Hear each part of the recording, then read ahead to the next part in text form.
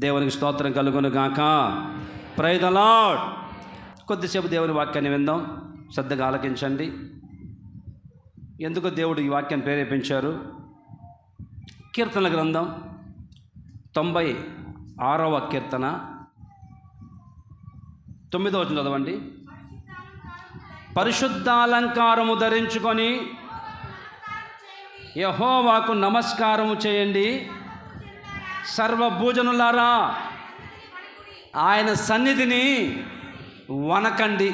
చాలు, దేవుని వాక్యం సెలవిస్తుంది. సర్వభూజనులారా ఆయన సన్నిధిలో ఏం చేయాలి? వనకండి. దేవుని సన్నిధిలో మీరు వనకండి. సర్వభూజనులారా అన్నప్పుడు అందులో నేనున్నా, మీరు ఉన్నారు, ప్రపంచమంతా, భూమి మీద ఉన్న ప్రతి జనమంతా ఉన్నారు. సర్వభూజనులారా దేవుని సన్నిధిలో మీరు ఏం చేయాలంట? ఏం చేయాలి? దేవుని సన్నిధిలో వనకండి. ఎందుకు వనకాలి? బైబిల్లో చాలా చోట్ల చూస్తే, చాలా చోట్ల భయపడండి, భయపడండి అని దేవుడు చెప్తూ వచ్చాడు. భయం వేరు, వణుకు వేరు. భయపడేది కంటికి కనిపించదు. నేను భయపడుతున్నాను, నేను భయపడుతున్నా అంటే కంటికి కనిపించదు, కళ్ళకు కనిపించదు. భయం, మనిషిలో ఉండే భయం. వణుకు మాత్రం కనిపిస్తుంది. వణుకుతున్నాను అనుకట్లా, వణికేది కనిపిస్తుంది. షవరింగ్ ఏమండి, ఆ వణుకు కనిపిస్తూ ఉంటుంది కళ్ళకి. ఈరోజు ప్రభు చెప్తున్నాడు, భయం వేరు, వణుకు వేరు.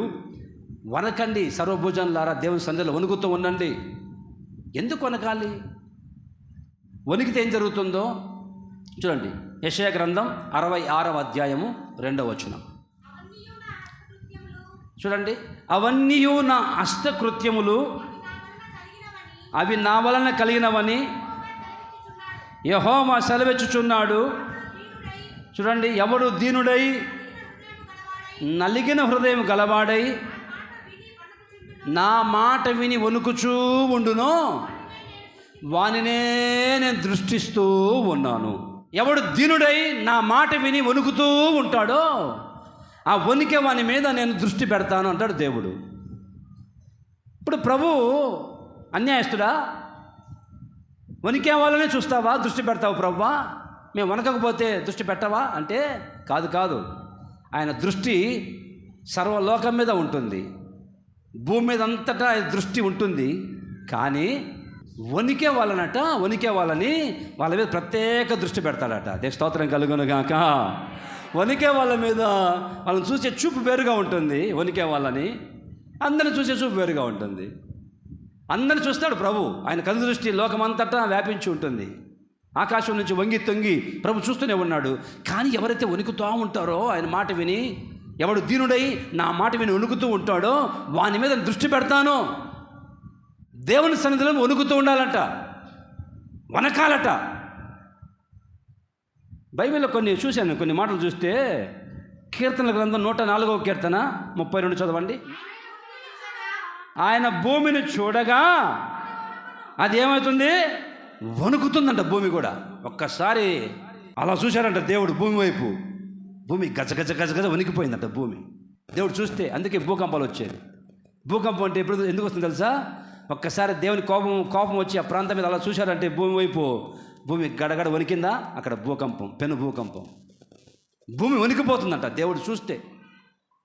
ఒక భక్తుడు అంటాడు బైబిల్లో, యోబు గ్రంథం 4:14, భయమును వణుకును నాకు కలిగెను, అందువలన ఎముకలట, వణుకు పుట్టిందంట ఆయనకి. ఈ వణుకు పుట్టేసరికి ఎముకలు కదిలిపోయాయట, స్థానము తప్పాయట, ఎముకలు కదిలిపోయాయట వణుకు వలన, వణుకుతూ ఉన్నందువలన. ఇంకొక భక్తుడు అంటాడు 119వ కీర్తన 120వ వచనం చదవండి. నీ భయం వలన నా శరీరం ఏమవుతుంది? అయ్యా, నీ భయం వల్ల నా శరీరము అది గడ వణికిపోతుందంట. ఒక పక్క భూమి వణుకుతుందంట. దేవుని వణుకు వలన ఎముకలు కదిలిపోతున్నాయంట, శరీరం వణికిపోతుందంట. సర్వభూజనులారా దేవుని సన్నిధిలో వనకండి, వణుకుతూ ఉండండి. వణికే వాళ్ళ మీద నా దేవుని దృష్టి ప్రత్యేకంగా వస్తుంది. అర్థమవుతుందండి? ఇప్పుడు ఫోటో తీసేవాళ్ళు కెమెరామ్యాన్, ఇప్పుడు ఇక్కడ నుంచి ఫోటో తీసామనుకో, ఈ ఫ్లాష్ లైటు అందరి మీద పడుతుంది. ఫ్లాష్ లైటు ఫోటో ఏమండి చిక్కని కొట్టామనుకో, అందరి మీద ఆ వెలుతురు పడుతుంది. అందరూ అనుకుంటారు, అబ్బా నేను కూడా పడిపోయాను ఫోటోలో అనుకుంటారు. అందరూ పడరు. ఎవరి మీద ఆయన ఫోకస్ చేస్తాడో కెమెరామెను, వాళ్ళు మాత్రమే ఫోటోలో వస్తారు. లైటింగ్ మాత్రం అందరి మీద పడుతుంది, మందిరం మీద మొత్తం లైటింగ్ పడుతుంది. కానీ ఆ ఫోటోలో వచ్చేది ఎవరంటే ఎవరైతే ఎవరి మీద ఫోకస్ పెట్టాడో, జూమ్ ఎవరి మీద కేంద్రీకరించారో, ఆ జూమ్లో ఉన్న వాళ్ళు మాత్రమే, ఆ ఫోకస్ అయిన వాళ్ళు మాత్రమే ఫోటోలో వస్తారు. అందరూ రారు. నా మీద కూడా పడిందిగా లైటు పడుతుంది, అందరి మీద పడుతుంది. నా దేవుని దృష్టి ప్రత్యేకంగా నీ మీదకి రావాలంటే నువ్వు వణుకుతూ ఉండాలి. అప్పుడు దేవుని దృష్టి నీ మీదకి వస్తుంది. సరే, వణికితే ఏం జరుగుతుంది? ఒక 4 విషయాలు చెప్తాను. వణికినప్పుడు మనం వణుకుతూ ఉంటే ఏం జరుగుతుందో 4 విషయాలు చెప్తాను. ఆ వణికే వాళ్ళు ఎలా ఉంటారో వాళ్ళ యొక్క ప్రత్యేకతలతో చెప్తాను. వణికినప్పుడు వచ్చే ఆశీర్వాదం ఏంటో చెప్తాను. ఆ వణికే వాళ్ళలో కనిపించే గుణాలు ఎలా ఉంటాయో కూడా చెప్తాను. ఒకరోజు యేసుప్రభు ఒక ప్రాంతంలో ఉన్నాడు. ప్రాంతంలో ఉంటే ఇలా సువార్త చెప్తున్నాడు. అందరూ జనమంతా గుంపు కూడా ఉన్నారు. ప్రభు చుట్టూ కమ్ముకుపోయి ఉన్నారు జనమంతా. అప్పటికే ఆమెకి ఒక భయంకర జబ్బు, చెప్పుకోలేక ఎవరికి ఆ భయంకర జబ్బు పేరు చెప్పలేక, చెప్తే తరిమేస్తారు. ఆ పేరు చెప్పామంటే దగ్గరికి ఎవరు రానివ్వరు, దగ్గరికి అసహించుకుంటారు. పక్కబా అని అసహించుకుంటారు. అటువంటి భయంకర జబ్బుతో బాధపడుతుంది. అప్పటికేనట ఆమె ఉన్న డబ్బులన్నీ డాక్టర్కి పెట్టిందంట, వ్యయమైపోయిందంట, ఉన్న ఆస్తి అంతా కరిగిపోయిందంట. ఆ జబ్బు బాకాల, ఆ జబ్బు ఆమెకి కుదట వల్ల, రోగం బాగా వల్ల హాస్పిటల్కి వెళ్ళారు. వైద్యుల చేత తిప్పలు పడిందంట. బైబిల్ స్పష్టంగా ఉంది. వైద్యుల చేత తిప్పలు పడాయమా అంటారండి. భయంకరంగా వేదంతో కుమిలిపోయి చివరికి యేసు ప్రభు దగ్గరికి వెళ్తే బాగు చేస్తాడేమో అని ఒక చిన్న ఆశతో ప్రభు దగ్గరికి వస్తే ప్రభు దగ్గరికి వెళ్దామంటే జనం చుట్టూ ఉన్నారు. ఆయన దగ్గరికి వెళ్ళడానికి లేదు, ఛాన్స్ లేదు. నా రోగం ఎవరికి తెలిసిపోతే ఇక్కడ నన్ను అసహించుకొని తోసేస్తారేమో చెప్పేసి దొంగచాటుగా ఏమండి వెనక వైపుగా వచ్చి జనమంతా మీద పడుతున్నారు ప్రభువు మీద. శిష్యులు కంట్రోల్ చేయలేకపోతున్నారు ప్రభువు దగ్గరికి వచ్చి జనాన్ని. ఆ వెనక చాటుగా వచ్చి యేసు ప్రభు దగ్గరికి ఆమె ఆ సందులో చేయి పెట్టి యేసు ప్రభు అంగిని తాకింది. ఆయన వేసుకున్న ఆ లాల్చి అంగిని వస్త్రపు చెంగును అలా ముట్టిందండి. స్తోత్రం కలుగును గాక. ఎప్పుడైతే తాకిందో ఒక్కసారిగా ఆమెలో ఆ రోగము బాగైపోయింది. హల్లెలూయా, స్తోత్రం కలుగును గాక. ఎప్పుడైతే ఆమె తాకిందో యేసు ప్రభుని వస్త్రపు చెంగుని, ప్రభు శిష్యులారా ఎవరు తాకారు అన్నాడు. వాళ్ళంటారు, ఏంటి బోధకుడా, ఇంతమంది నీ మీద పడుతుంటే నన్ను తాకారంటున్నావు? కాదు, నన్ను ఎవరో తాకారో, నాలో నుంచి మహిమ బయటికి వెళ్ళింది. ఎవరు నన్ను తాకింది అని అలా దిక్కులు చూస్తుంటే ఒక మనిషి, ఆమె ఇప్పుడు అమ్మో తెలిసిపోయింది, యేసుప్రభుకి తెలిసిపోయింది, నన్ను ఎవరు తాకారు అంటున్నాడు, నాలోంచి మహిమ బయటికి వెళ్ళింది అంటున్నాడు అని చెప్పేసి గడగడ వణికిపోతా ఉంది. అర్థమవుతుందండి? చదవండి మార్కు సువార్త 5:32. ఆ కార్యం చేసిన ఆమెను కనుగొనవలనని ఆయన చుట్టూ చూసెను. అప్పుడు ఆ స్త్రీ తనకు జరిగినది ఎరిగి భయపడి, అదిగో భయపడి వణుకుచూ వచ్చి ఆయన ఎదుట సాగిలపడింది. స్తోత్రం కలుగును గాక. ఇప్పుడు ఆమెకి, అమ్మ ఇప్పుడు నువ్వు వణుకు అని చెప్పారు ఎవరన్నా? వణకమని చెప్పారు ఆమెకి ఎవరన్నా? జరిగిన కార్యం చూసామే గడగడ వణికిపోతూ ప్రభు దగ్గరకు వచ్చి బోట సాగిలపడింది. ప్రభు ఏం చెప్పాడు? అందుకు ఆయన, కుమారి నీ విశ్వాసము నిన్ను స్వస్థపరిచింది, సమాధానము గలవదానవైపోము, నీ బాధ నివారణ అయ్యి నీకు స్వస్థత కలుగునుగాకని ఆమెతో చెప్పాను. హల్లెలూయా, దేవుని స్తోత్రం కలుగునుగాక. భయంకర జబ్బండి, భయంకర రోగంతో బాధపడిపోతున్నా ఆ సహోదరి ప్రభు దగ్గరకు వచ్చి ముట్టింది. వెంటనే ఏమండి వణికిపోతుంది, గడగడ వణికిపోతుంటే ప్రభు చెప్పాడు, అమ్మా నీ విశ్వాసం స్వస్థపరిచిందమ్మా, వెళ్ళిపో, ఇంకా ఎప్పుడు నీకు ఆ జబ్బు ఉండదు అని చెప్పి ప్రభు చెప్పాడు. ఇప్పుడు ఆ మనిషి వణికినందువల్ల ఏం జరిగిందంటే, వణుకుతూ ఉన్నందువల్ల ప్రభు చెప్పాడు, నీకు స్వస్థత కలుగును గాక, నీకు స్వస్థత కలుగును గాక అంటారండి. వణికినందువలన ఆమెకు జరిగింది ఏంటంటే, 12 సంవత్సరాల నుంచి వేధిస్తున్న రోగం ఆ క్షణంలో బాగైపోయింది. స్వస్థచిత్రాలై క్షేమంగా వెళ్ళిపోతుంది. ప్రభు చెప్పాడు, నీకు స్వస్థత కలుగును గాక, క్షేమంగా వెళ్ళిపో, సమాధానం కలిగిన దాన్ని వెళ్ళు అన్నాడు. ఎందుకంటే వణికినందువలన. ఇదిగో ఈరోజు దేవుని సన్నిధికి వచ్చి నువ్వు వణికితే, అమ్మ అయినండి, నువ్వు వణుకుతూ ఉన్నావు అనుకో, దీర్ఘకాలికంగా వేధిస్తున్న నీ రోగాలన్నీ నా ప్రభు ఈరోజు బాగు చేయను గాక. ఇంతవరకు నీకు రోగాల మీద జయం లేదు. ఎన్నో రోగాలు పట్టి పీడిస్తున్నాయి, దీర్ఘకాలికంగా వేధిస్తున్నాయి రోగాలు కొంతమందిని. ఎన్ని మందులు వాడినా ఆ రోగం తగ్గట్లా. రోజు రోజుగా మనిషిని పిండేస్తుంది, మనిషిని తినేస్తుంది రోగం. ఎంత తిన్నా ఆహారము ఈ మనిషికి ఒంటికి పట్టట్లా. కారణం ఆ రోగం తినేస్తుంది. శక్తి బలమంతా రోగం తినేస్తుంది. ఈరోజు నా ప్రభు నువ్వు వణికితే ఎన్నో రోజుల్లో ఎన్నో సంవత్సరాలుగా బాధపడుతున్న రోగాలన్నీ నా ప్రభు ఈరోజు బాగు చేయను గాక, స్వస్థపరచును గాక, స్వస్థత పొందుదువు గాక. మా ప్రేమ వైద్యుడా, ప్రాణనాథుడా, ప్రీతితోను నీ హస్తము చాపము దేవా. మా ప్రేమ వైద్యుడా, ప్రాణనాథుడా, ప్రీతితోను నీ హస్తము చాపము దేవా.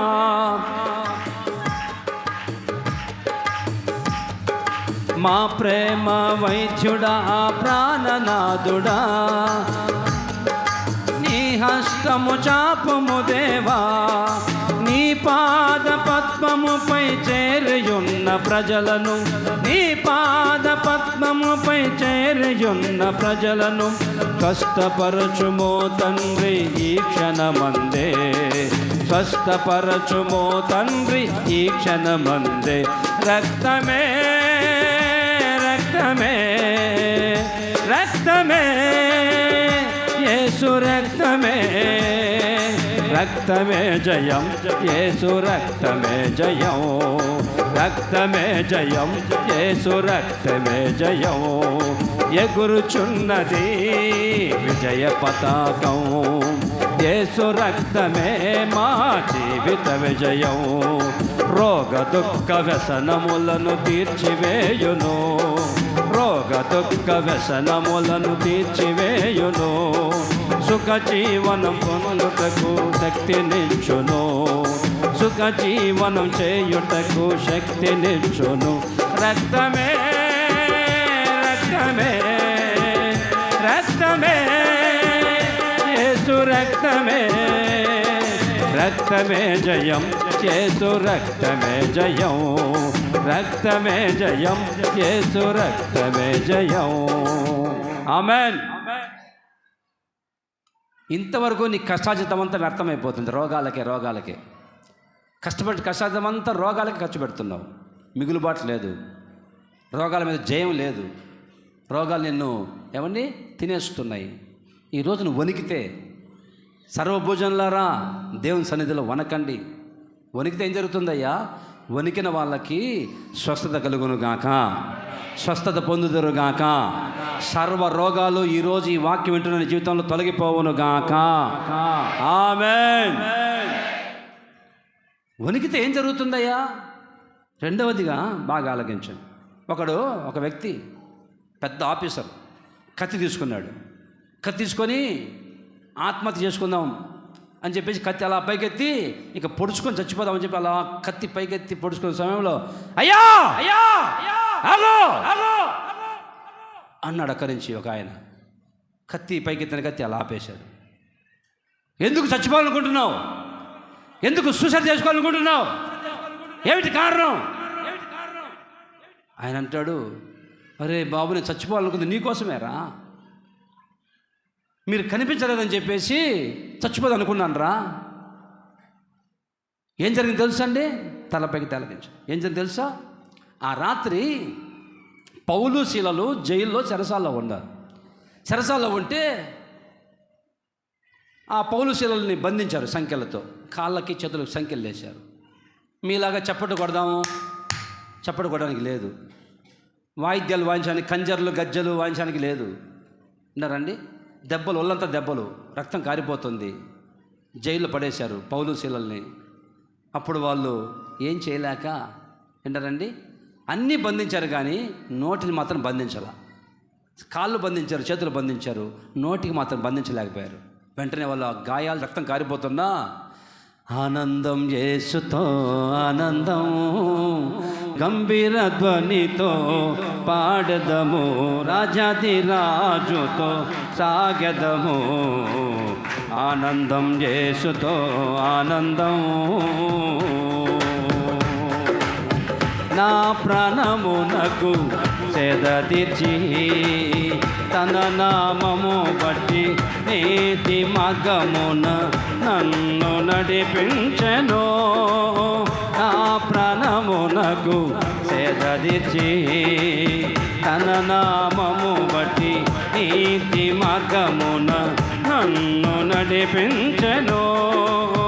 ఏయ భయమునకు నేను భయపడకుందును, ఏయ భయమునకు నేను భయపడకుందును. ఆనందం యేసుతో ఆనందం, జయ గంభీర ధ్వనితో పాడెదను, జయ రాజాది రాజుతో సాగెదను.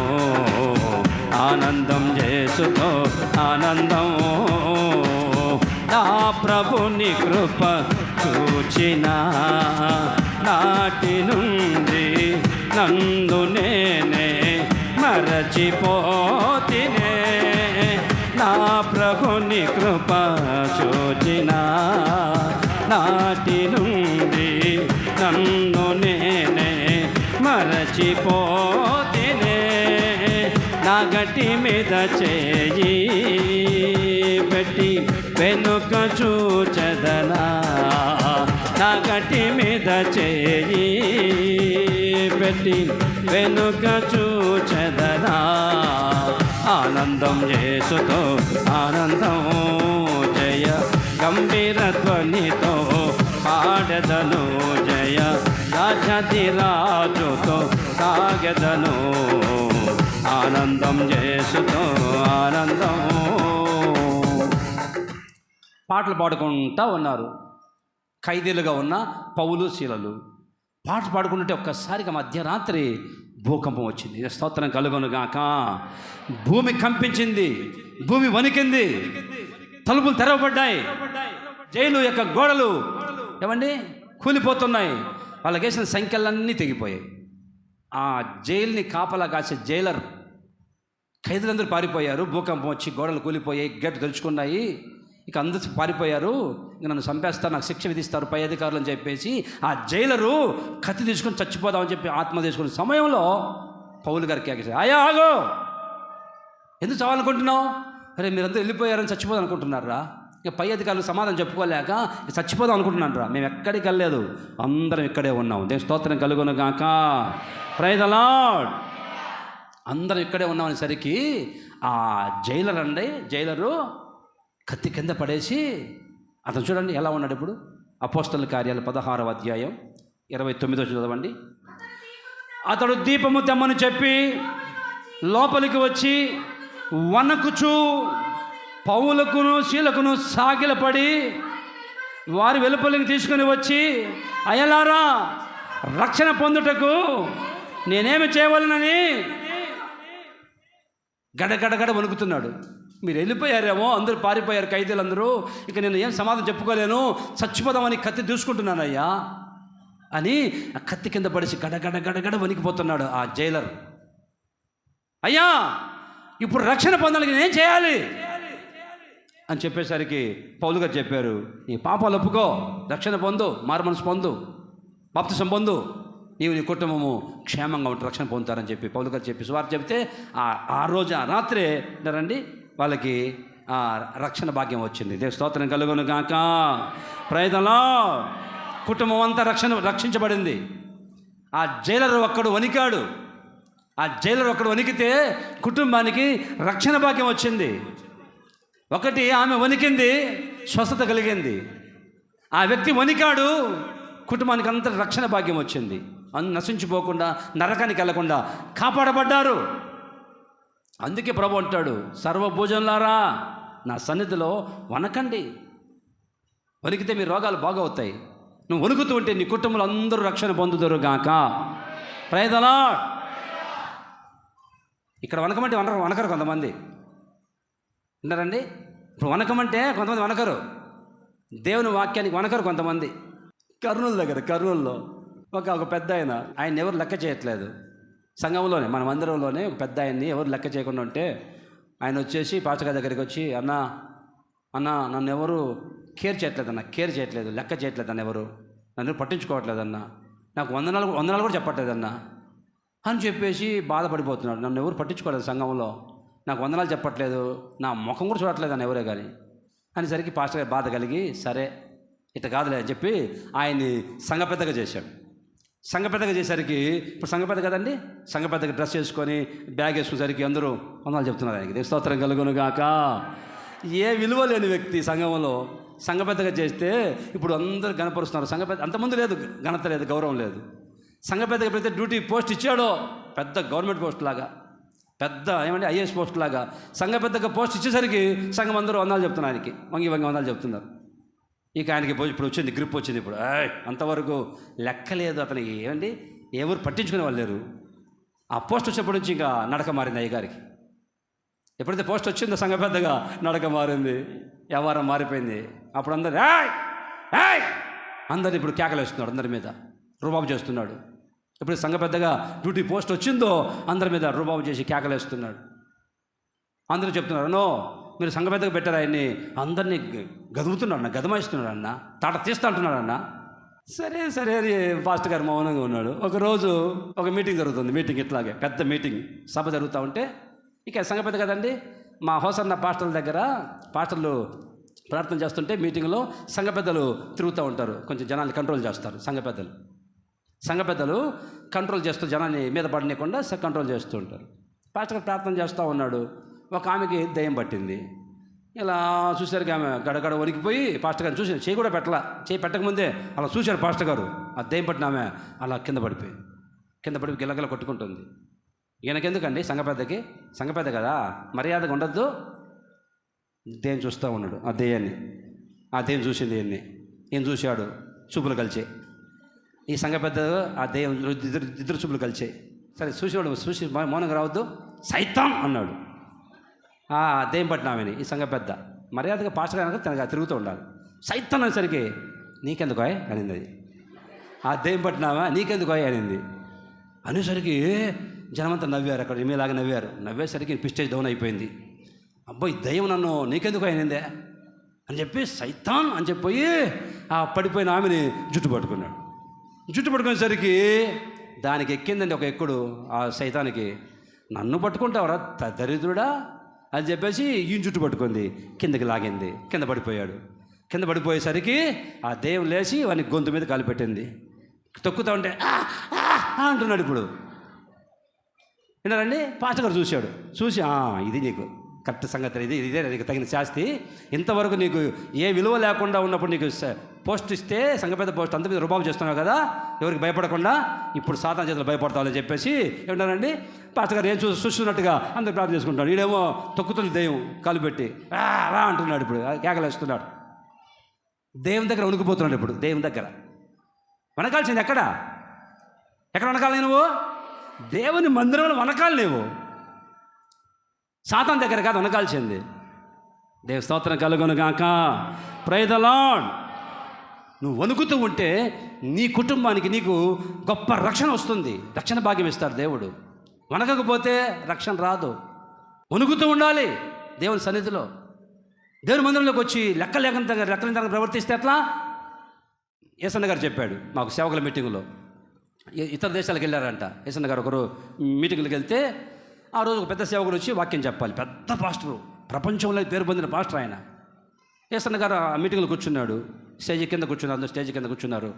కుర్చీలు వేస్తే ఆ పాస్టర్ గారికి సమయం చెప్పారు. 8:30కి మీకు వచ్చి వాక్యం చెప్పండి పెద్ద పాస్టర్ గారికి. ట్రాఫిక్లో కొంచెం లేట్ అయిందంట. ట్రాఫిక్లో రావడం కొంచెం లేట్ అయిందంట. ఒక 10 నిమిషాలు, 8:30 చెప్తే 8:40 వచ్చాడు. వచ్చి ఆయన అన్నారండి, పెద్ద పెద్ద సేవకుడు, గొప్ప పేరు పొందిన సేవకుడు. ఆయన వంగిపోయి బైబిల్ ఇటు పెట్టుకొని పెద్ద సేవకుడు గడగడగడగ వణికిపోతూ స్టేజ్ మీదకి వస్తుంటే ఏసన్ గారు చూశాడంట. ఏంటి ఈయనకి జబ్బా గూనె ఆయన ఇట్లా వంగిపోయిస్తున్నాడు ఏంటి, వంగిపోయి వణుక్కుంటూ వెళ్తున్నాడు స్టేజ్ మీదకి. ఈయన ఏమన్నా జబ్బేమో పాపం గూనె వచ్చిందేమో అనుకున్నాడు ఏసన్న గారు. ఆయన పైకి ఎక్కి, సంగమా దేవుని ప్రజలు క్షమించండి, 10 నిమిషాలు లేట్ అయింది, నా దేవుని సన్నిధికి నేను లేటుగా వచ్చాను 10 నిమిషాలు అని 10 నిమిషాలు లేటుగా వచ్చినందుకు వాక్యం చెప్పడానికి ఆ దైవ సేవకుడు గడగడగడగడ వణికిపోతున్నాడు ఆ స్టేజ్ మీదకి ఎక్కేటప్పుడు. 10 నిమిషాలు లేటుగా వచ్చినందుకు వాక్యం చెప్పడానికి నా సమయం 8:30 చెప్పారు, ఒక 10 నిమిషాలు లేటుగా వచ్చాను, నన్ను క్షమించండి, దేవుడు నన్ను క్షమించాలి అని కోరుకుంటున్నాడు. మీరు చెప్పండి, ఇప్పుడు ఎన్ని గంటలకు వచ్చారో? ఎన్ని గంటలకు వచ్చారండి? రావడమే లేటుగా వచ్చారు మందిరానికి. ఇక్కడికి వచ్చి హలో మాటికి వాక్యం చెప్పేప్పుడు పుట్టుక్కుని పోయి మాటికి వాక్యం చెప్పేటప్పుడు బుడుంగిని పోవడం, గేటు దగ్గరికి మాట్లాడడం, మళ్ళీ రావడం. దేవుని సన్నిధిలో వనకాలు లేవో ఎక్కలేంతన మనకి దేవుని సన్నిధి అంటే. సర్వ పూజలారా వనకండి దేవుని సన్నిధిలో. రావడమే లేటు. మాటికి ఏమైంది, పెద్ద సీఎం అయినట్టుగా, సీఎం కంటే పెద్ద పోస్ట్ ఉన్నట్టు, ఏందో పెద్ద కొంపలు కూలిపోయినట్టుగా, అరే కాసేపు గంట సేపు దేవుని సన్నిధి గడుపుదామని లేకుండా ఫోన్ తీసుకోవడము, హలో 14 సార్లు తిరగడం వాక్యం చెప్పేటప్పుడు. వనకండి దేవుని సన్నిధిలో. దేవుని సన్నిధికి ఎలా రావాలి? ప్రసంగి 5 కొడుతుంది. దేవుని సన్నిధికి ఎలా రావాలో, దేవుని మందిరానికి ఎలా రావాలో. నీవు దేవుని మందిరానికి పోయినప్పుడు ప్రవర్తన జాగ్రత్తగా ఉండాలా, వణుకుతూ రావాలా. ఇంకొక మాట చదువు, తిమోతికి రాసిన మొదటి పత్రిక 3:15 చదువు. అయినను దేవుని మందిరములో అనగా జీవము కలిగిన దేవుని సంఘములో జనులు ఎలాగూ ప్రవర్తించవలనో తెలుసుకోవాలి. నీవు జీవం కలిగిన దేవుని సన్నిధిలో, దేవుని సంఘములో జనులు ఎలా ప్రవర్తించాలో నేర్చుకోవాలి. ఇష్టం వచ్చి ప్రవర్తించకూడదు. దేవుని మందిరంలో జీన్స్ ప్యాంట్ వేసుకొని రాకూడదు. ఆడపిల్లలు జీన్స్ ప్యాంట్ వేసుకొని రాకూడదు. అసలు ఎక్కడికి వెళ్తే అర్థం కాదు. మందిరానికి వెళ్తున్నావా లేకపోతే సినిమా హాల్లోకి వెళ్తున్నావా? రావడమే లేటు, దానికి ఎగస్ట్రాలు ఎందుకు మనకి? దేవుని సన్నిధికి రాకపోతే సమయానికి ఏం పొందుకుంటావు నీవు? మరొక మాట చదువుతూ అలగిద్దాం. నిర్గమకాండము 19వ అధ్యాయం 16 చదువు. 3వ నాడు ఉదయమైనప్పుడు ఆ పర్వతం మీద ఉరుములు, మెరుపులు, సాంద్ర మేఘమును, బోర యొక్క మహాధ్వనియు కలుగగా పాలెములోని ప్రజలందరూ ఏమయ్యారమ్మా? వణికిరి. దేవుని స్తోత్రం కలుగును గాక. Praise the lord. పాలెములోని ప్రజలందరూ వణుకుతున్నారు. సీనాయి పర్వతం మీద మోషే రమ్మని చెప్తే దేవుడు పర్వతం మీదకి ఎక్కాడు. ఆ సీనాయి పర్వతం మీద అంతా మేఘం కమ్ముకుంది, ఉరుములు ఉరుముతున్నాయి, మెరుపులు మెరుస్తున్నాయి. ఈ కొండ కింద, సీనాయి పర్వతం కింద ఇస్రాయేల్ ప్రజలు ఆ ఉరుములు ఉరుముతూ ఉంటే, మెరుపులు మెరుస్తూ ఉంటే, ఏదో శబ్దం వస్తుంటే మేఘాల్లో నుంచి ఈ పాలెంలో ఉన్న ప్రజలు, ఇస్రాయేల్ ప్రజలందరూ ఆ కొండ మీద చూస్తున్నారు. మేఘం కమ్మేసింది, మోషే కనిపించట్లా. ఆ ఉరుములు మెరుపులు మహాధ్వని కలుగుతుంటే ప్రజలందరూ గడగడ వణికిపోతున్నారంట. ప్రజలందరూ వణికిపోతున్నారు. ప్రజలు వణికిపోతారు. ఏమన్నా తెలుసా?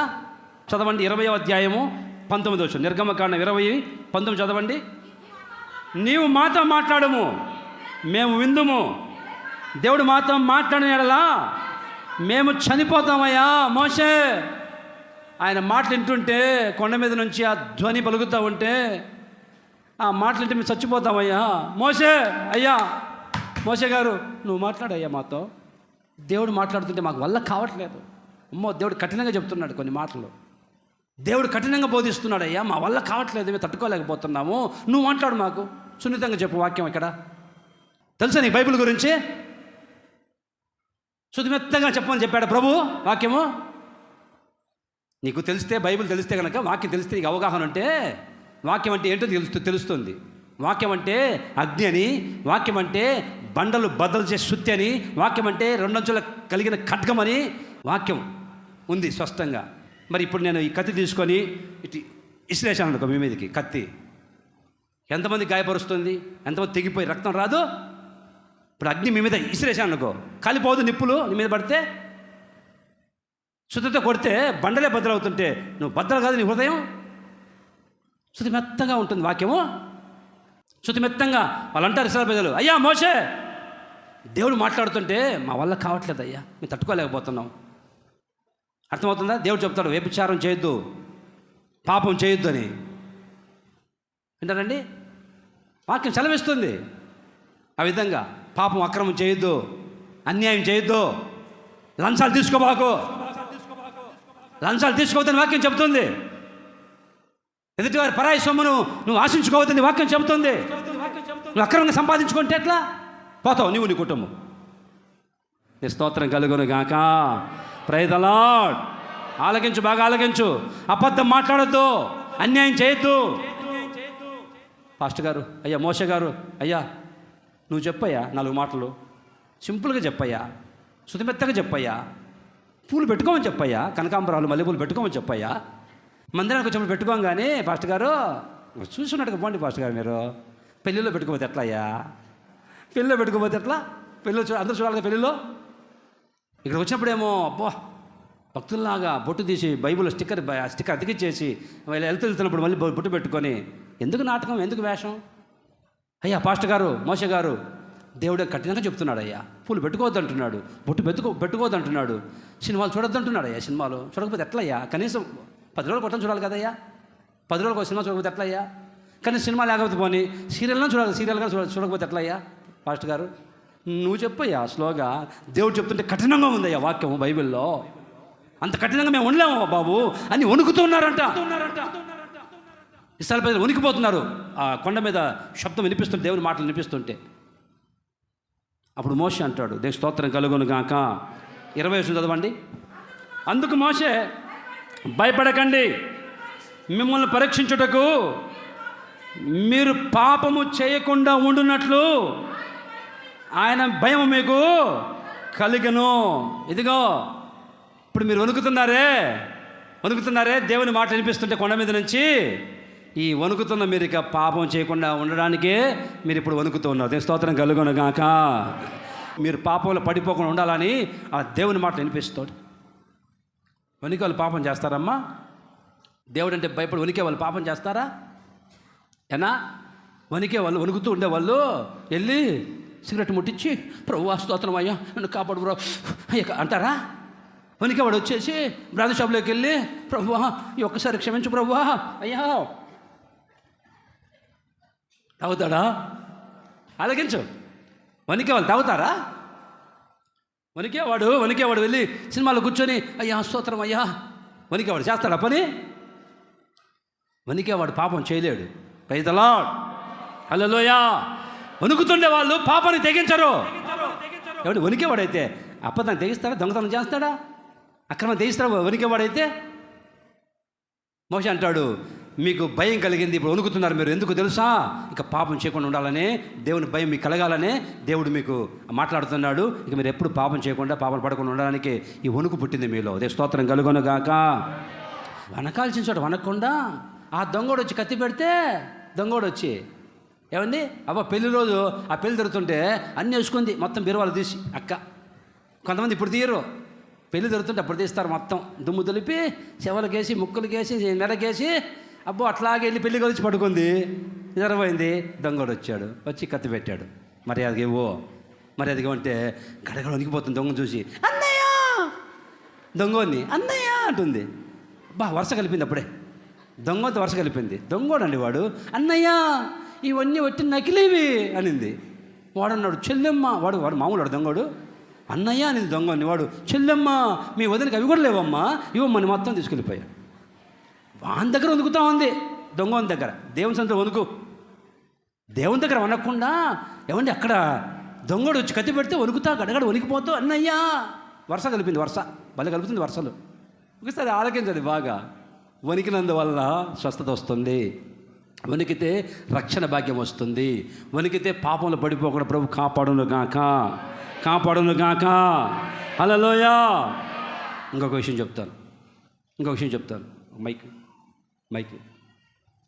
మీ ఇద్దరు అనరా? నూతులే మీ ఇద్దరండి. లాల్ చేసుకున్నారా? వాళ్ళ నాన్న కళ్ళు కనిపించాడు. వచ్చాడు, డాడీ మాంసం తీసుకొచ్చాను, అన్నం తీసుకొచ్చాను, తిను డాడీ. ఎవరా నీవు? నేను డాడీ ఏషావుని.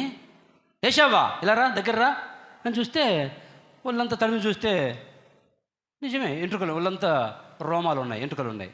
నిజమే అని చెప్పేసి పెట్టిన తిన్నాడు. ఏమండి, వీడిని ఆశీర్వదించాడు. నీవు అనేక జనుల తండ్రి అవుతావు, దీవించబడతావు అని వీడిని వాళ్ళ నాన్న ఆశీర్వదించేశాడు. నువ్వు వెళ్ళిపోరా. రైతలా నేను స్తోత్రం కలుగును గాక. బ్లెస్ చేశాడు తండ్రి వాళ్ళ కొడుకుని. కాసేపటికి డాడీ వచ్చాడు. లేరా, వీడు పెద్దోడు. వీడు వచ్చేసి డాడీ ఏదో మాంసం తెచ్చాను, తిన్నాను, ఆస్వాదించు. నువ్వెవరురా? నేను డాడీ ఆశావుని. మరి ఇందాక వచ్చింది ఎవరు?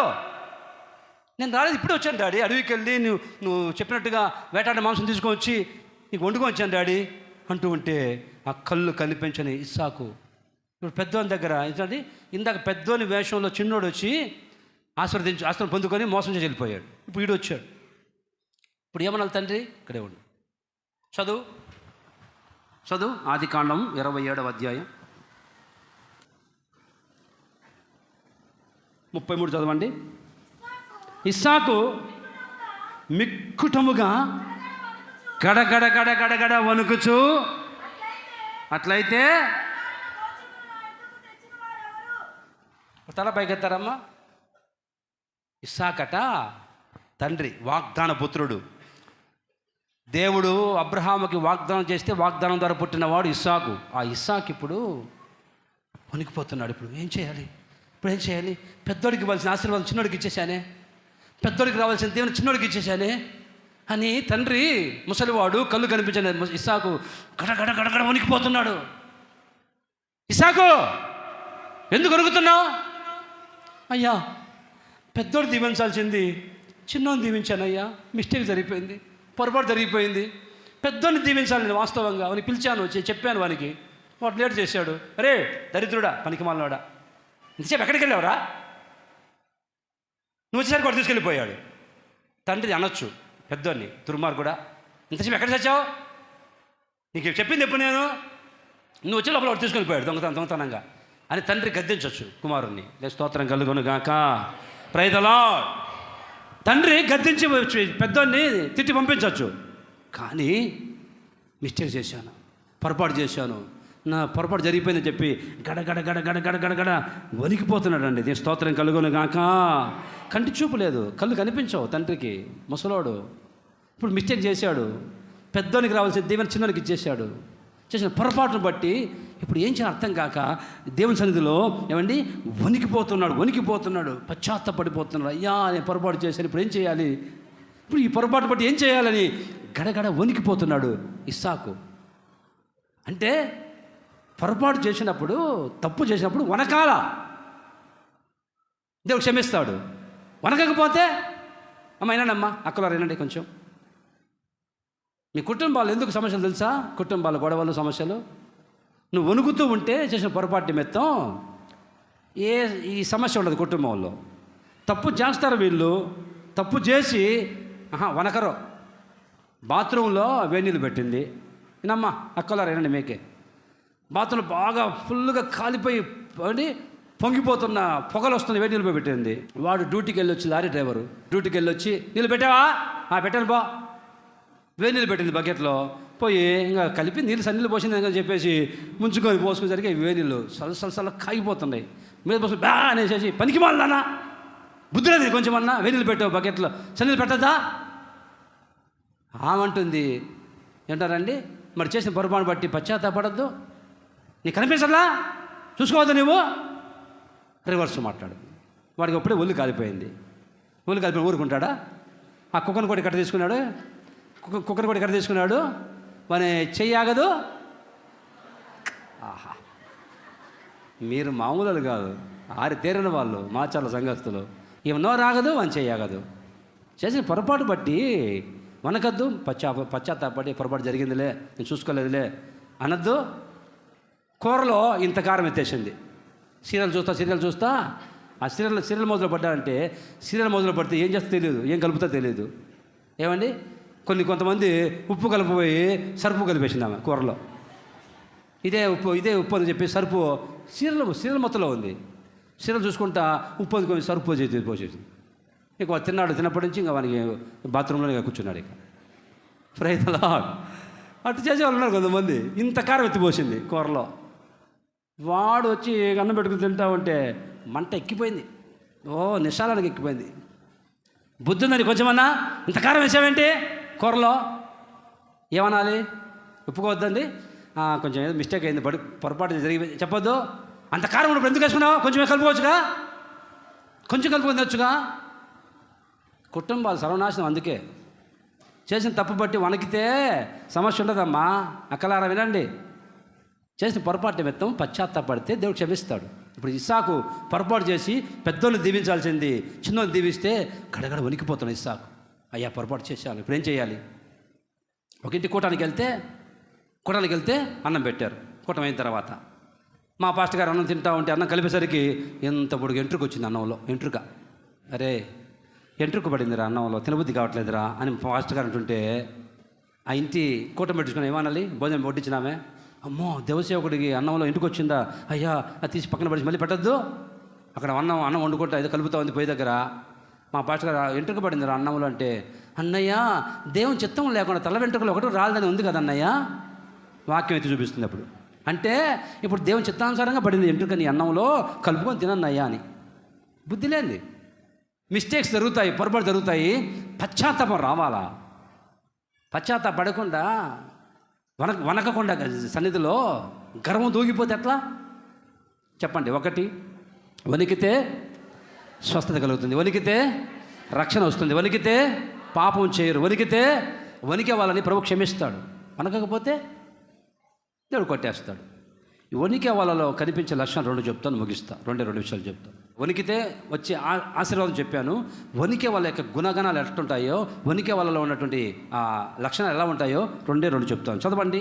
మొదటగా ఫిలిప్పీ పత్రిక 2వ అధ్యాయం 12 చదవండి. కాగా నా ప్రియులారా, మీరు ఎల్లప్పుడూ విధేయులై ఉన్న ప్రకారము నా ఎదుట ఉన్నప్పుడు మాత్రమే గాక మరి ఎక్కువగా నేను మీతో లేని ఈ కాలమందును భయముతోనూ వణుకుతోనూ మీ సొంత రక్షణను కొనసాగించుకోండి. దేవుని స్తోత్రం కలుగును గాక. Praise the Lord. ఇదిగో దేవుని పిల్లలారా, మీరేం చేయాలి తెలుసా? వణికే వాళ్ళ యొక్క లక్షణాలు ఎలా ఉంటాయంటే, వణికే వాళ్ళు సొంత రక్షణను కాపాడుకుంటారు. వణికే వాళ్ళు ఎలా ఉంటారంటే, భూమి మీద సొంత రక్షణను కాపాడుకుంటారు. నేనెవరిని? రక్షణ పొందాను, దేవుని నమ్ముకున్న వ్యక్తిని, ప్రభు రక్తం చేత కడగబడి మారు మనసు పొంది బాప్తిసం పొంది రక్షణ పొంది నేను ఎలా బతకాలి భూమి మీద అని ఏమండి వణికే వ్యక్తి అయితే రక్షణని కాపాడుకుంటాడు, సొంత రక్షణని. ఎవరి రక్షణ వాళ్ళదే. నీ పిల్లలను రక్షించలేవు, నీ భర్తను రక్షించలేవు. నీ భర్తను మారు మనసు పొందంటే వాడు పొందడు. నీ పిల్లల్ని మనసు మార్చుకొని మారు మనసు పొందరా అంటే వాళ్ళు పొందరు. ఎవరి రక్షణ వాళ్ళది. దేవుడు ఎప్పుడు వాళ్ళని దర్శిస్తాడు, అప్పుడు మారుతారు. వణికే వ్యక్తులైతే ఏం చేస్తారమ్మా? సొంత రక్షణని కొనసాగిస్తూనే ఉంటారు. రక్షించబడ్డాము అనే జ్ఞానం కలిగి వాళ్ళ రక్షణని కొనసాగిస్తారు, కాపాడుకుంటారు. ఒక ఆమె మారు మనసు పొందింది, బాప్తిసం పొందింది, ఇంక మందిరం మానేసింది. మందిరం మానేస్తే మా పాస్టర్ గారు ఏం ఇంక రావట్లేదు, సహోదరి మొన్నే కదా బాప్తిసం తీసుకుంది, రావట్లేదు 2-3 వారాల నుంచి అని ఆమె ఇంటికి వెళ్తే, ఏంటమ్మా మందిరానికి రాలేదు అంటే, మందిరానికి ఎందుకు అన్నాయి ఇంకా? ఎందుకమ్మా ఎందుకు మానేసే మందిరం అంటే, మందిరానికి రావాలా ఇక? మారు మనసు పొందిన కదా, నమ్మి బాప్తిసం పొందినవాడు రక్షించబడాను కదా, ఎందుకు మందిరం రావాలా అని ఉంటుంది. తెలివితోక్కది. మారు మనసు పొంది బాప్తిసం పొందాను కదా, ఇంకా మందిరానికి అవసరమా అంటుంది. పాస్టర్ గారు అన్నాడు, నీ పెళ్ళి అయిందా? అయిందన్నయ్య. నువ్వు ఎవరింట్లో ఉన్నావో? అత్తగారింట్లో ఉన్నావా, మీ పుట్టింట్లో ఉన్నావా? పెళ్ళి అయిన తర్వాత అత్తగారింట్లో కదా ఉండాల్సింది అన్నయ్య. బుద్ధి లేదానా? విను, పెళ్ళైన తర్వాత ఉండాల్సింది అత్తగారింట్లో తెలుసు, అందరికీ ఇది బాగానే తెలుసు. మరి ఈ లోకంలో పెళ్ళి చేసుకున్నప్పుడు అత్తగారింట్లో ఎలా ఉంటావో, బాప్తిసం అనేది యేసయ్యతో మ్యారేజ్ జరిగినట్టు, బాప్తిసం పొందిన వాళ్ళు యేసయ్యతో పెళ్ళైనట్టు. మరి పెళ్ళైనప్పుడు ఎక్కడ ఉండాలి? నువ్వు మందిరంలో ఉండాలి. పుట్టింటూ ఉంటే ఎట్లా? పెళ్ళైన తర్వాత భర్త దగ్గర ఉండాలని తెలుసు కదా. మారుమనసు పొంది బాప్తిసం పొందిన తర్వాత వింటారండి, ఇప్పుడు నువ్వు దేవుని మందిరం రావాలని తెలీదా? నాకు తెలియదు అన్నయ్య. రక్షణ పొందిన నీవు విను, రక్షణ పొందిన నీవు ఆ రక్షణని రోజు కొనసాగించుకుంటూ ఉండాలా. ఆ రక్షణని పాడు చేసుకోకూడదు. ఒక అమ్మాయి వాళ్ళ అమ్మ చెప్పింది, చెప్పు పథకాలు చెప్పు అని పొడుస్తుంది అమ్మాయిని. ఆ అమ్మాయికి ఎలా చెప్పాలని తెలియదు. పథకా దగ్గరికి వచ్చి చెప్పు అన్నకి చెప్పు పథకాలు చెప్పు అంటే అమ్మాయి వచ్చి, అన్నయ్య స్నానం చేశాను అన్నయ్య అనింది. స్నానమా? నేను కూడా చేశాను అమ్మ అన్నాడు పాస్టర్ గారు. స్నానం కాదన్నయ్య, స్నానం చేశాను ఉంటుంది ఆ పిల్ల తెలియక. స్నానం ఏం చేశాను? అందరూ చేస్తారులేమ్మా స్నానం, నువ్వే కాదు అంటే ఆ అల్లమ్మ వచ్చి, అన్నయ్య తెలివి తక్కువది, చదువుకుంది కానీ బుద్ధి లేదన్నయ్య, స్నానం అంటే ఆసనంగా నీళ్ళు పోసుకుంది అన్నయ్య, నీళ్ళు పోసుకుంది అన్నయ్య అమ్మాయి. అవునా, సరే ప్రార్థన చేస్తానులే అన్నయ్య, 3 నెలలు అన్నయ్య ఇప్పుడు అని చెప్పింది. మంచిదే, బాగుంది. ఆ తర్వాత నెల తర్వాత వచ్చి, అన్నయ్య పోయింది అన్నయ్య అనింది. రక్షణ అనేది కడుపులో పెరుగుతున్న బిడ్డ లాంటిది. బాగా ఆలోచించండి. ఇప్పుడు గర్భవతి అయినప్పుడు ఆ అమ్మాయికి ఎంత జాగ్రత్త చేస్తారండి? రెస్ట్ తీసుకో, మంచి ఫుడ్ తినో, గర్భవతి నీవు పని చేయకూడదు, ఎక్కువ పని చేయకూడదు. ఎన్ని రకాలుగా గర్భవతిగా ఉన్నప్పుడు అమ్మాయికి ఎన్ని రకాలుగా ఏమండి సేఫ్టీగా ఉంటారు, వాళ్ళని చూసుకుంటారు. రక్షణ అనేది గర్భవంతుని స్త్రీ లాంటిది. ఆ రక్షణను పాడు చేసుకోవద్దు. కడుపులో పెరుగుతున్న బిడ్డ లాంటిది రక్షణ అంటే. అది 9 మాసాలు మోసిన తర్వాత ఎలా భూమి మీదకి ప్రసవిస్తున్న తల్లి బిడ్డని రక్షణ పొందిన నీవు పరలోకం చేరేంత వరకు రక్షణ కాపాడుకుంటూ రోజుకి పేతురు అంటాడు, మీరు రక్షణ విషయంలో ఎదుగు నిమిత్తము శ్రేష్టమైన వాక్యమైన పాలు తాగండి. రక్షణలో ఎదగాలంట. రక్షణ పొందావు, కోడి గుడ్డు పెట్టిన తర్వాత అమ్మా అన్నీ పొదిగించారు కోడిని. ఎన్ని రోజులకు వస్తుంది పిల్ల బయటికి? 21 రోజుల తర్వాత స్టార్టింగ్లో కొంతమంది కోడి గుడ్డు పగలగొట్టుకొని ఆమ్లెట్ వేసుకుంటారు. కొన్ని గుడ్లు మాత్రం ఆ కోడి పొదుగుతుంది. 21 రోజుల తర్వాత ఆ గుడ్డులోంచి ఒక రూపం, ఒక పిల్ల వస్తుంది. రక్షణ అనేది అలాంటిది. రక్షణ పొందిన నీవు ఆ రక్షణని కొనసాగిస్తూ ఉండాలంట, పాడు చేసుకోకూడదు. కడుపులో బిడ్డ ఎలా చచ్చిపోయిందో అలా రక్షణ పాడు చేసుకోకూడదు. రక్షణ పొందిన నీవు, నేను రక్షణ పొందాను, ఇప్పుడు ఎదగాలి, శ్రేష్టమైన వాక్యమైన పాలు తాగుతూ ఎదుగుతూ ఉండాలి అని చెప్పి రోజు ఎదిగి యేసయ్య పోలికగా మార్చబడదాము గాక. ఆమేన్. నీతోనే నేను నడవాలని, నీ వలనే నేను మారాలని, పరిశుద్ధాత్మ వరములతో అలంకరించుచున్నావు నీ రాకడకై. నిరంతరం నీతోనే జీవించాలనే ఆశ నన్నిల బ్రతికించుచున్నది. నిరంతరం నీతోనే జీవించాలనే ఆశ నన్నిల బ్రతికించుచున్నది. నా ప్రాణేశ్వరా యేసయ్యా, నా సర్వస్వమా యేసయ్యా, నిరంతరం నీతోనే జీవించాలనే ఆశ నన్నిల బ్రతికించుచున్నది. నీ రూపము నేను కోల్పోయినా, నీ రక్తముతో కడిగితివి. నీ రూపము నేను కోల్పోయినా, నీ రక్తముతో కడిగితివి. నీతోనే నేను నడవాలని, నీ వలనే నేను మారాలని, నీతోనే నేను నడవాలని, వలనే నేను మారాలని పరిశుద్ధాత్మ అలంకరించుచున్నావు నీ రాకడకై. ఆమేన్. రక్షణ పొందిన నీవు తల్లి గర్భం ధరించి ఎలా నవమాసాలు వచ్చిన తర్వాత బిడ్డ ఎలా భూమి మీదకి వస్తుందో ఆ విధంగా రక్షణ పొందిన నీవు పరలోకం చేరేంత వరకు రక్షణని సొంత రక్షణ కొనసాగించాలి, పాడు చేసుకోకూడదు. రక్షణ పొందిన నీవు మళ్ళీ సిగరెట్ తాగడం ఏంటి?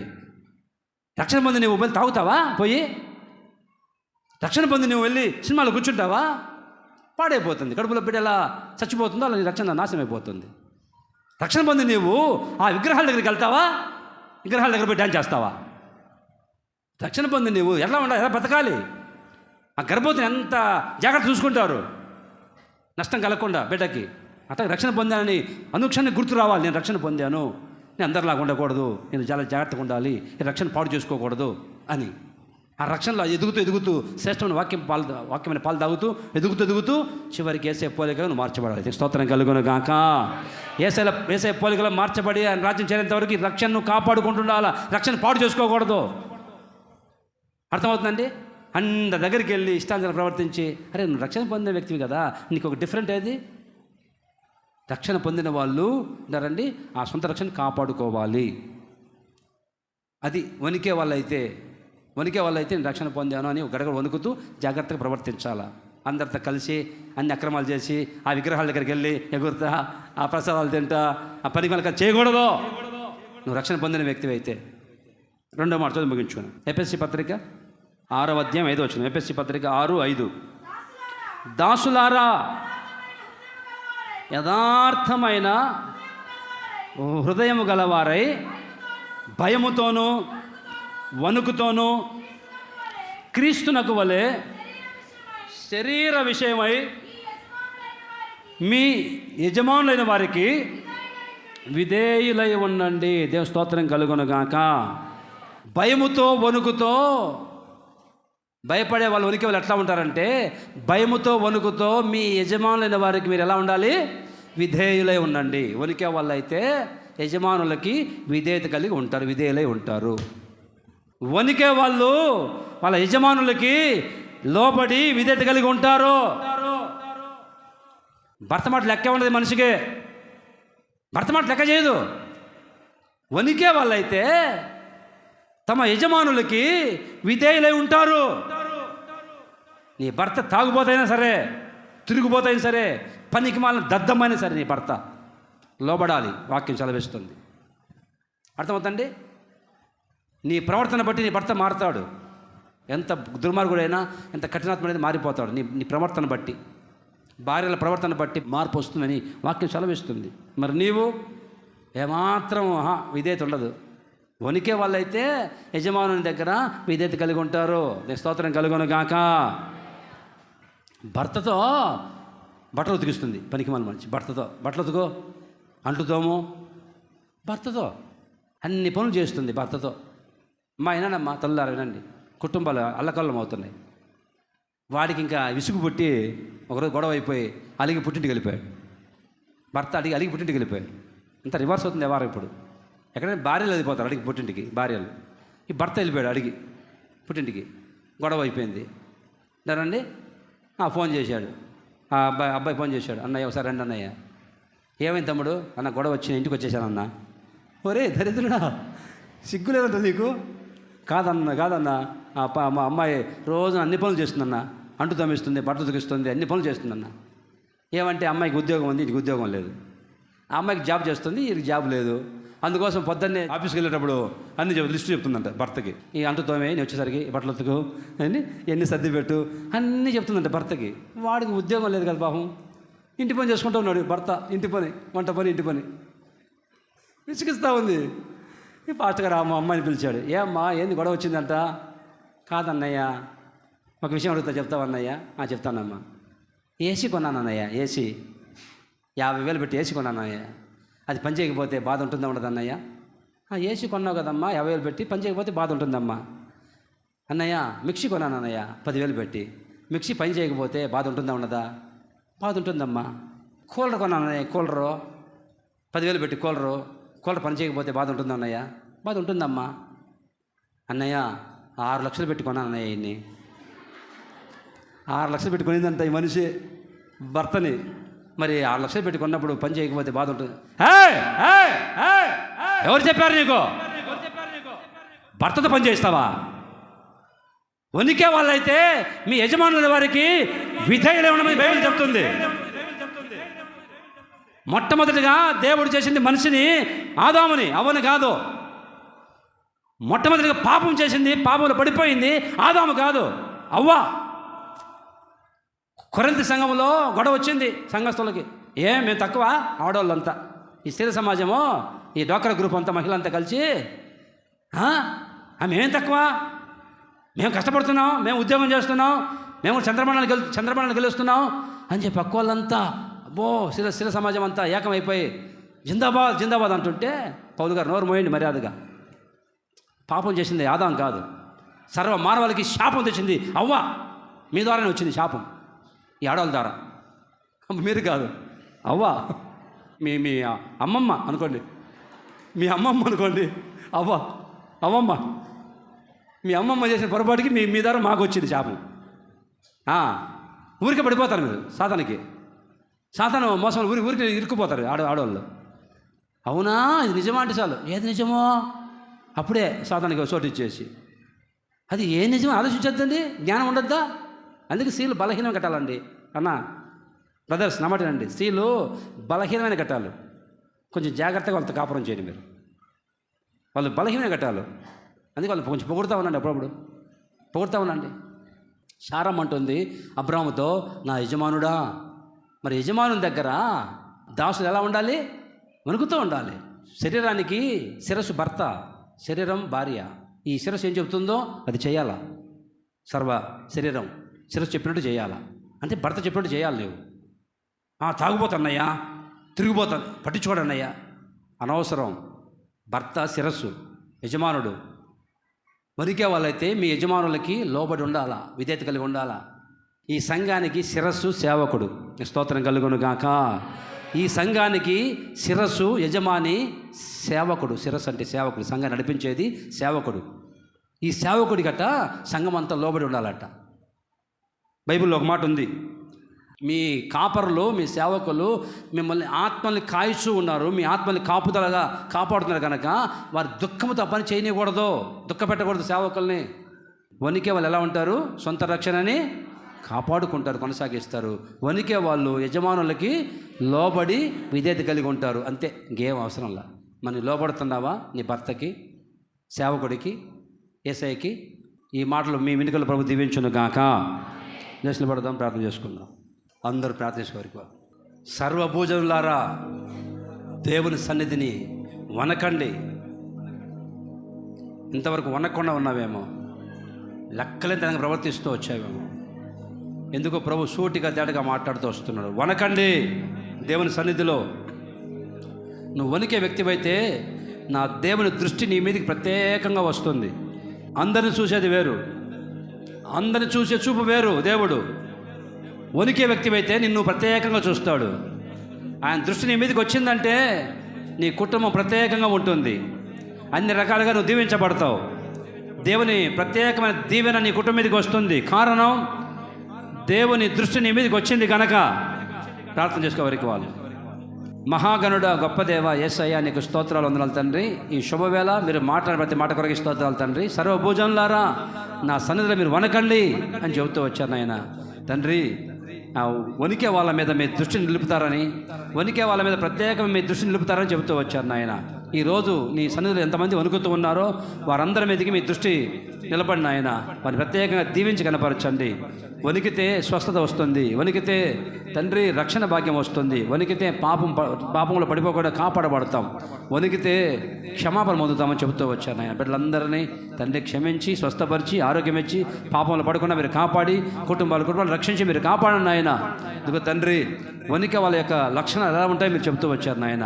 వణికే వాళ్ళు రక్షించబడ్డామని గుర్తుకు తెచ్చుకొని ఆ సొంత రక్షణని కొనసాగిస్తారు, కాపాడుకుంటారు, బద్దలు చేసుకోరు, పాడు చేసుకోరని చెప్తూ వచ్చారు నాయన. ఎంతోమంది రక్షణ పాడు చేసుకున్నారు తండ్రి. అలా కాకుండా మీరు కాపాడండి నాయన, కృప చూపండి తండ్రి. వణికే వాళ్ళు యజమానులకి లోబడి ఉంటారని, విధేయత కలిగి ఉంటారని చెబుతూ వచ్చారు నా తండ్రి. అయ్యా, శారం అంటుంది అబ్రహాముని యజమానుడా అని. తండ్రి, భర్త స్త్రీకి యజమానుడు, కాపరి సేవకుడు సంఘానికి యజమానుడు. యజమాను మాటకు లోబడి నడుచుకొని చెబుతూ వచ్చారు నాయన. బిడ్డలందరూ అనేది దీవించి కుటుంబాలు సమాధానం ఇచ్చి ఈ రోజు నుంచి ప్రతి కుటుంబం ప్రతి ఒక్కరు వణికేటట్లుగా మార్చి సహాయం చేయమని యేసు నామములో అడుగుచున్నాము తండ్రి. ఆమేన్.